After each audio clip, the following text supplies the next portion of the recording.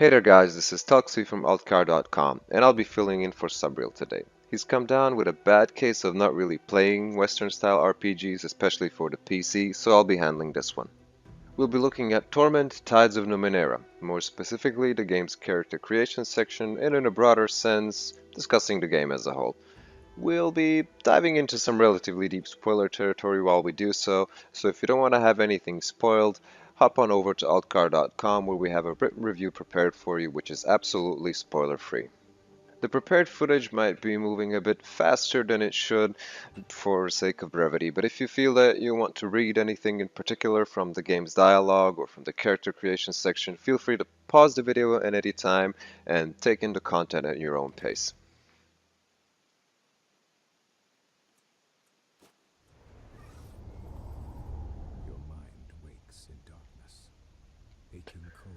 Western RPGs have come a very long way since the late 90s, especially when it comes to their character creation sections. If you're looking for any sign of progress in their design, this is the best place to start. So what has changed exactly? Character creation used to be a checklist kind of affair. You'd be going through the motions of selecting your sex, your race, your class, your proficiencies, your skills, your stats, your this and that. It was in essence a checklist, a very important checklist, a very interactive piece of work on the developer's part at that time, because whatever choices you made at that point as to character you'd be stuck with for the next 100 hours of gameplay or so if you don't feel like rerolling another one. But in a sense, it wasn't very interactive in a gameplay kind of sense. It was extremely interactive in a mechanical sense, but you couldn't really consider it a game, just as much as you couldn't call Spore's Creature Creator a game in and of itself. It's a nice little tool, but it was separated from the actual gameplay into a little ghetto in the beginning of the game where it didn't really gel with the rest of it. It had the distinct sense as if character creation was taking place outside of the game, before the game even begins, and recent endeavors have been pushing this character creation aspect further into the game proper, so to say. So we have things like Tyranny's little historical mini-game thing that is intertwined with its character creation. The Elder Scrolls series has done a marvelous job of putting the player in a position where he would create his character while he was actually playing the game through little tests and questionnaires and whatnot. And Numenera does a very similar thing, except that Numenera works through its dialogue system. Numenera actually allows the player to fail even before he created his character. Like you're going to see very soon in the video, I basically managed to plummet to the earth and hit the ground at terminal velocity. Something I wasn't aware of. I didn't know it was actually possible before it happened for the purposes of this video. So that's quite an interesting little twist there, trying to pull more of the character creation aspects into the game, sort of blend the borders between these two things. Bear in mind, Numenera still has a very traditional character creation segment for those who would like to tweak and twist and turn their choices, because you might not be happy with what the game creates for you. So you are allowed to take your time and just go back and change everything you might not be perfectly happy with, which is a brilliant solution. You kind of get to have the best of both worlds. If a player decides that he just straight out wants to play the game without second guessing the system, he can do that. If he's not happy with what the game presumes his preferred playstyle would be, he can go back and change it. It's just a pretty little addition which keeps the old but adds a bit of a new polish and flavor to it, which is very, very welcome. And it's a nice development to see RPGs, which had a reputation of being kind of impenetrable in the past. It's nice to see them drifting more towards accessibility. The ground beneath you that is approaching deceptively quickly. Above you, a small moon is slowly collapsing in upon itself. A corona of acid green and black energy. Pardon the interruption, I had Chris Avalon on the phone. He was asking me a few things about designing storylines for video games. I like to give him pointers every now and then. He's a good kid, just needs some help at times. Anyway, what I was telling was about storytelling in video games and how there's several different approaches of how to go about actually writing one and presenting one and making it work mechanically for your game, implementing. It's a complicated thing. You could fuck it up completely I'm looking at you, David Cage. People who have no business making video games and probably never would have made it in Hollywood. So, why not? It's the new medium, anything goes. Basically, there's a couple of camps when it comes to video games and storytellings, depending on how you want to pull it off. Either you segregate your storytelling and your gameplay completely, like Metal Gear or games in that sort of line, or you try to put them inside of your gameplay like Half-Life or Call of Duty does with various scripted scenes, and there's merits to that sort of approach. There's also recently we had a huge advent of so-called walking simulators, games like Gone Home and Firewatch and the like, which work perfectly well for what they're trying to do. There you have things like Dark Souls, which is an entirely different matter for environmental storytelling, and what Numenera does in this case is a bit different of what most people might be used to, because dialogue is basically the main way with which you interact with the world, and if it's not talking to a person, then you are interacting with an object or with some sort of thing through the same little dialogue window with options, and it's always branching out into a couple of different directions. It's a beautiful thing to behold, and it's amazingly implemented. Aside from that, every single little detail in Numenera seems to be subservient to its storytelling and world building. There's flavor text in every corner of it. Even throwaway items have a bit of flavor text. A lot of it even refers to your character directly, providing context for how he or she may perceive the item you're holding in your hand or a distant spire somewhere. It's beautiful stuff. Take, for example, the character Castile. I'm not sure if I'm pronouncing that correctly, but screw it. She's introduced as sort of a focal point between countless dimensions, her and her sisters, which are basically like a little knot in reality. They all communicate. It's never really clear whether she's present at the moment or if she's somewhere else or whether her sisters sort of have the upper hand. It's a character that is unmoored from reality. You can't really call her human as much as you can call her an entity that exists in between so many different dimensions, and she participates in all of them simultaneously somehow. In her sister's parent dimensions just as much as they influence hers.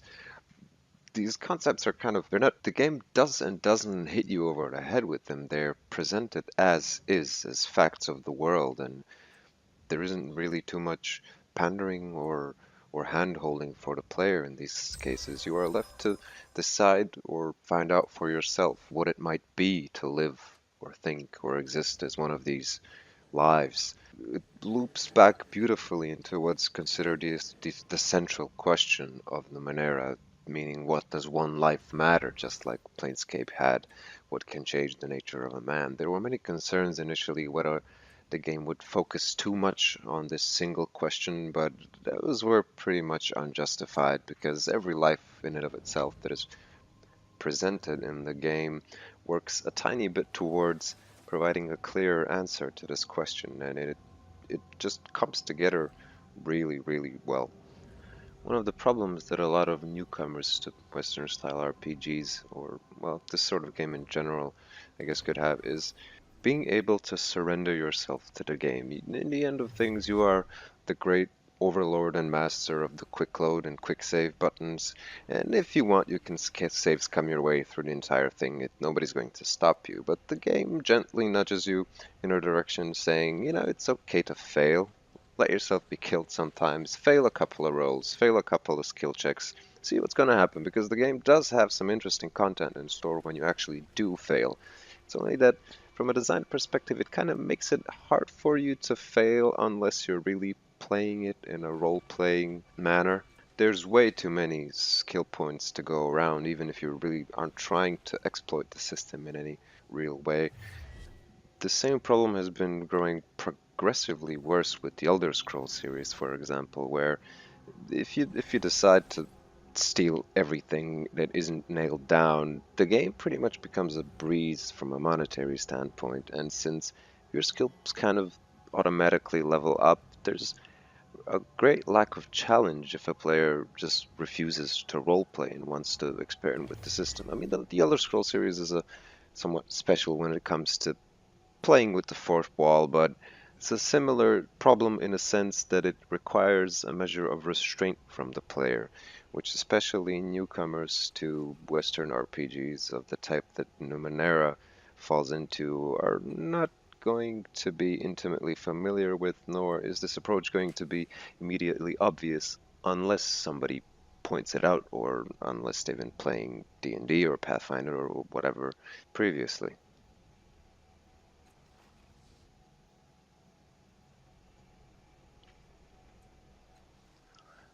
There's a lot of parallels that can be drawn between the two main characters of the two Torment games, for the last cast-off in Numenera and for the nameless one in Planescape. Both of them are semi-immortal entities, both of which suffer from a bad case of amnesia, and they constantly go around people who seem to recognize them, and there are consequences for their prior actions, sometimes more or less severe. They can manipulate time, meaning the past, in subtle ways. I'm not entirely sure whether to call this a ripoff, an homage, whether it's basically just borrowing certain structures that inXile knew were going to be appealing to their target audience. I have to say I'm a little bit on the fence because of all of this, because I can't quite clearly make my mind up about what motivation might have driven inXile to design the relationship between the player character and their world in such a manner, in such a similar manner across two games. Maybe they were just afraid of people's reluctance to accept change. You know, if too much was different from Planescape, then somebody might cry, "Wait, this is not Torment!"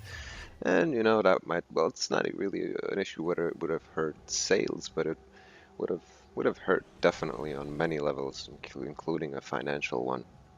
I'm a great sucker for innovation usually, and I don't feel entirely let down by Numenera not really innovating at all.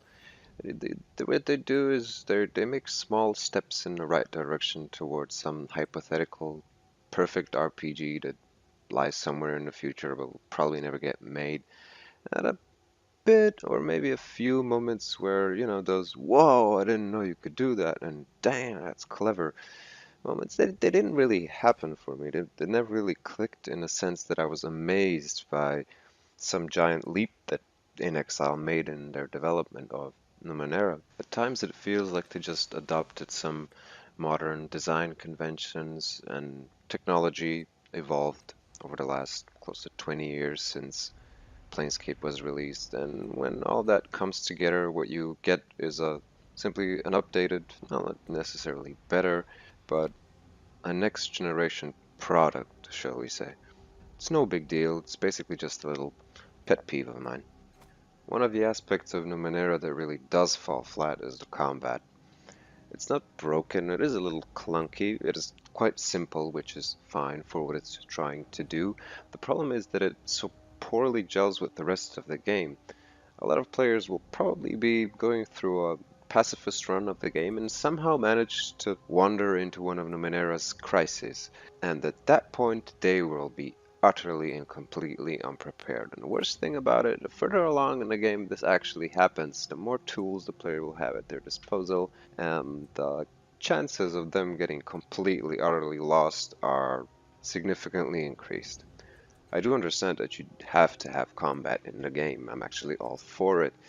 It's just a little unwieldy in the way in which it interacts with the other systems in the game, especially when you take a step back and look at it as a whole. I'm fairly certain that inXile reckon that a lot of the players will actually be so hungry for combat, but it is a strange thing to try and get a traditional Western RPG onto consoles and at the same time neglect combat in your game to such a degree in which inXile did with Numenera.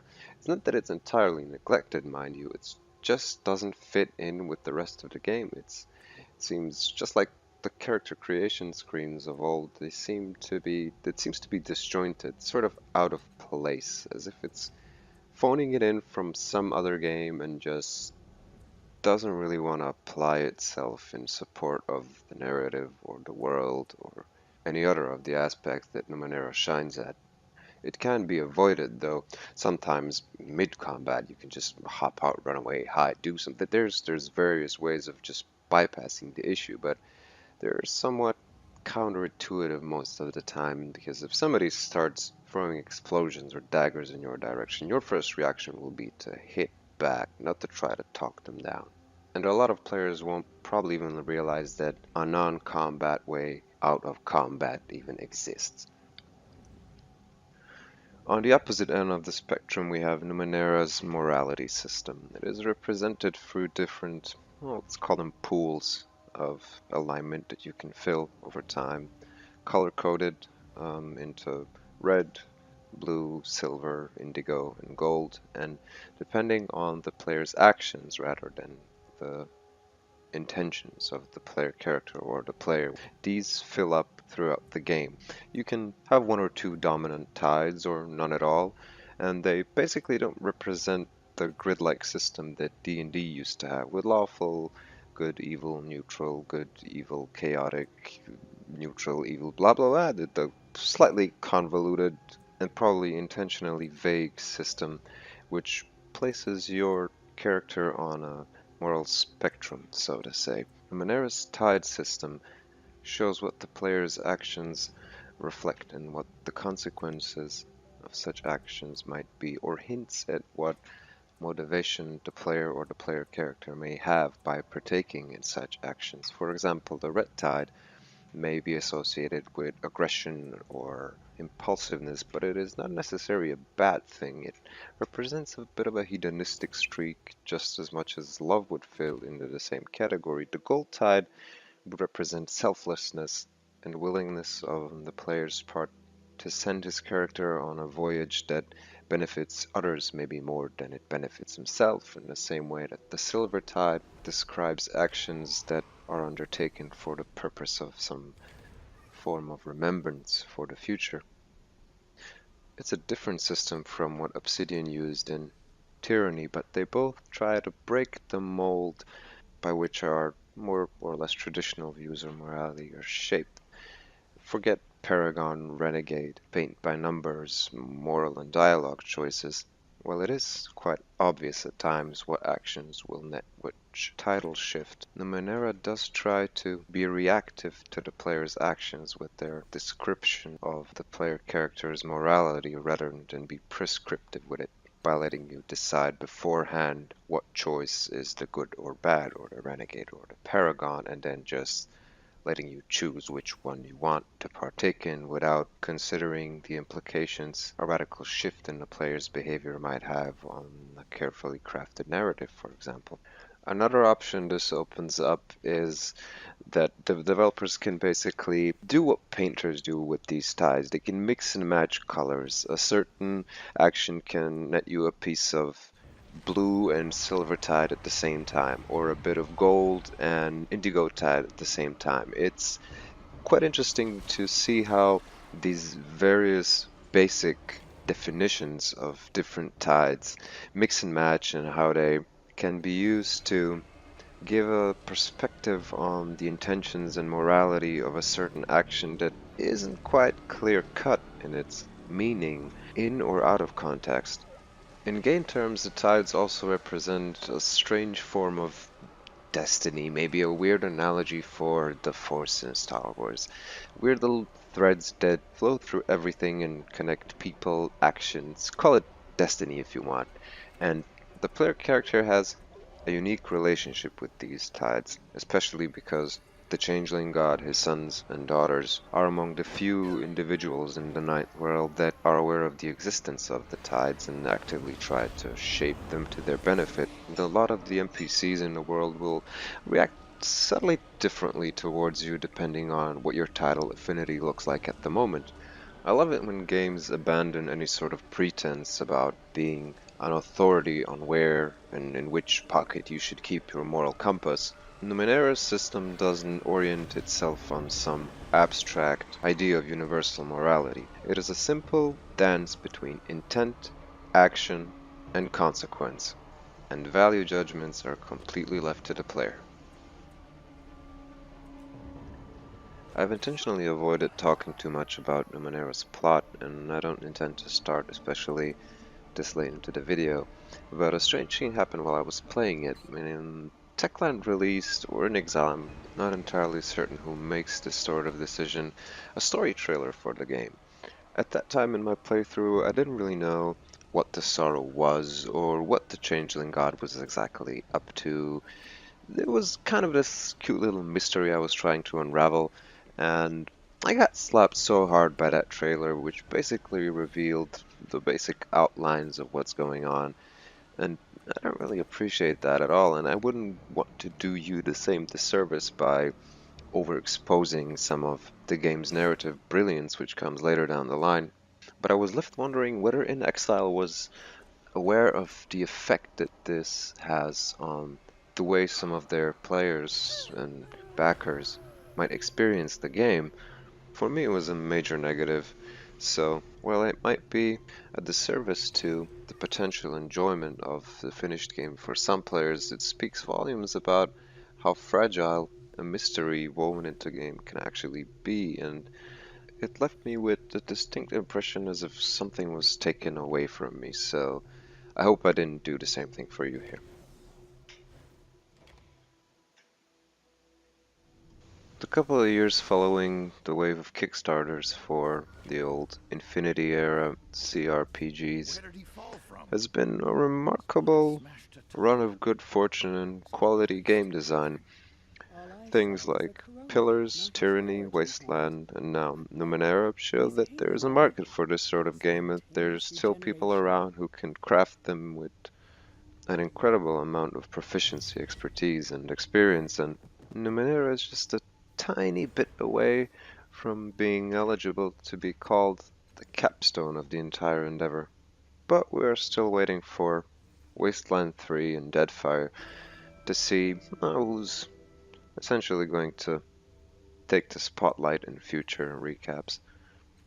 For all those who went into this expecting some sort of review or advice whether you should get Numenera or not, in the case that I wasn't clear on it, it is a brilliant game. You definitely should get it, but it isn't really for everyone. So unless you already know what you're getting yourself into, you might be in for a rough ride. The game could easily swallow a month of your time without even flinching. Not everything from the visuals, the writing, the narrative, the mechanic design it's pure gold. It has a couple of hiccups, especially regarding combat, but if the question on your mind was, is it the sequel to Planescape that I've been waiting for almost 2 decades now, then the answer is definitely yes. It does its own thing a lot of the time, and it does it well. It kind of dances to a different tune, but it is definitely worth your time, and if you enjoyed Planescape, you're going to love this one. Just don't expect another Planescape. This is a different matter entirely. Just go play the damn thing and make up your own mind. If you found this video to be entertaining or informative in any way, don't forget to subscribe and like and comment and all those pretty little things that make YouTube run. We'll be happy, you'll be happy, everybody will be happy. If you have any thoughts on the game, disagree on something I might have said, maybe I've missed a thing, maybe there's a perspective you'd like to share, feel free to add that to the comments as well. And take a hop over to AltChar.com. We do some good stuff there. There's reviews, news, SubReal's videos. They're good. He does a great job. You should really take a look at the rest of the stuff on the channel. I'll probably be doing another one of these sometime soon, so stay tuned. See you guys around. Telxvi out. Fine.